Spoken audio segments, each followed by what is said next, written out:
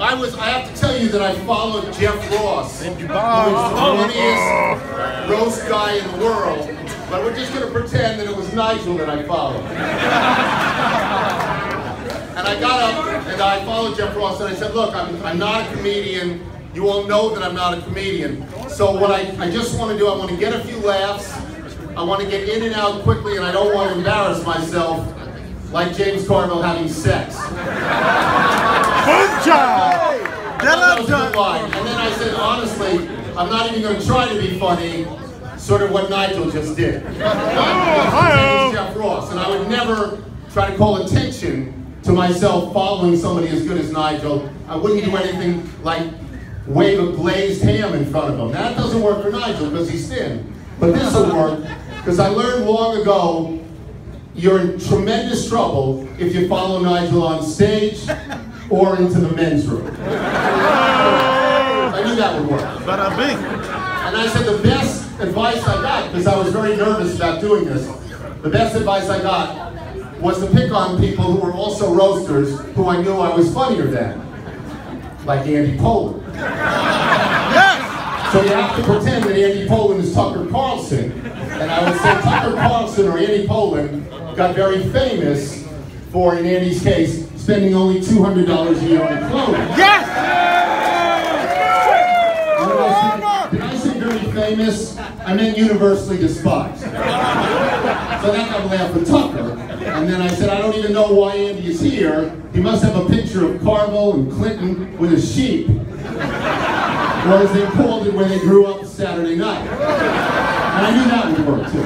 You are the sheep. And then the Reverend Al Sharpton was there. And I just said, I know I'm funnier than Al Sharpton. I mean, come on, it's Al Sharpton. I said, Al Sharpton occasionally says very funny things, but certainly not intentionally. Then I got to James, and I said, I don't really want to roast James. Because James is my dear friend. I feel terrible roasting. What would I say about James? That the people in his Louisiana high school class voted him most likely not to marry in his immediate family? I got that. And then I said, and this is the best line of all, I thought, and Rick Garcia gave it to me. I said, James lost his hair when he was 20. He lost his tail when he was 30.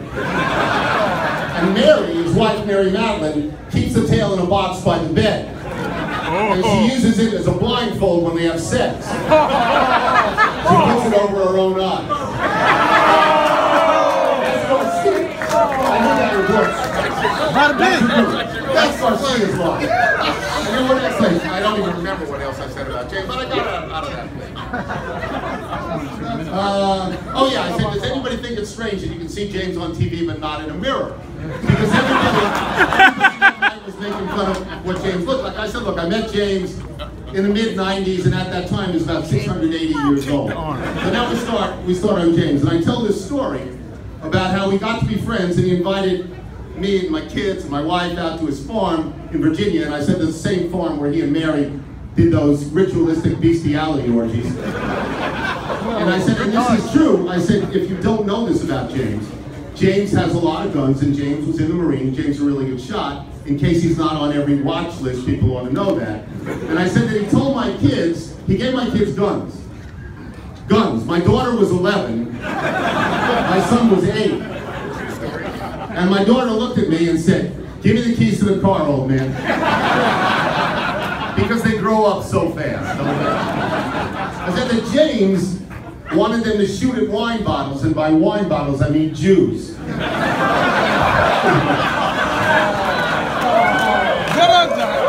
he even gave Michael the chance.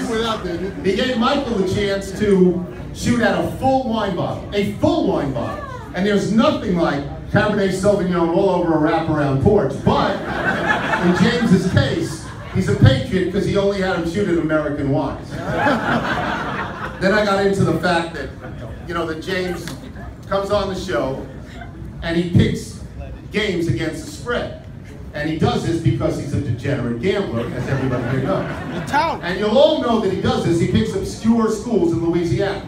Like he says, I'm going to take 8 points with Louisiana Lafayette over Louisiana Monroe. And Gary will say, where did you get that line? There's no line to this. And James will beg for it all the time. And then you realize that in Louisiana, the only way to get these hicks to school is to have a football team.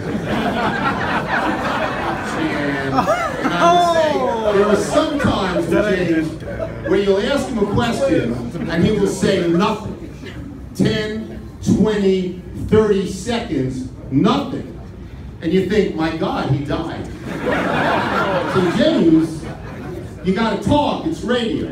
And when he begins to talk, this is what he talks like. And this is courtesy of Robert Burke, the whole concept of this. Is Robert Burke here? Here, comparable Robert Burke. He's not at work. This is, no, he's not at work yet. He has not work. Up top! So this is, in my like a livestock engineer. What do you got on your line? I got 10 plus 10, I can get 10. Okay, 4, 6, only 6, I slept with my sister, 6 points. And sold an ad plus 7.5.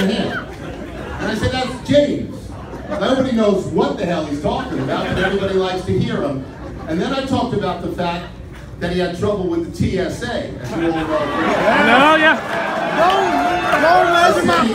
He makes a living now by going around making speeches, so he's in airplanes all the time, and he really didn't like the security lines that he had to go through, though admittedly, he liked the pat down. And I said, so James came up with this particular solution, and at that point, over my head, they showed a clip of James saying, as we all know, just measure my penis and get me on the airplane.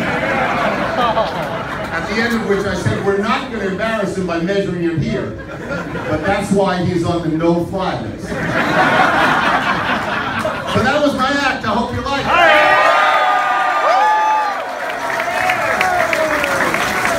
Thank you for coming. And now I feel about that.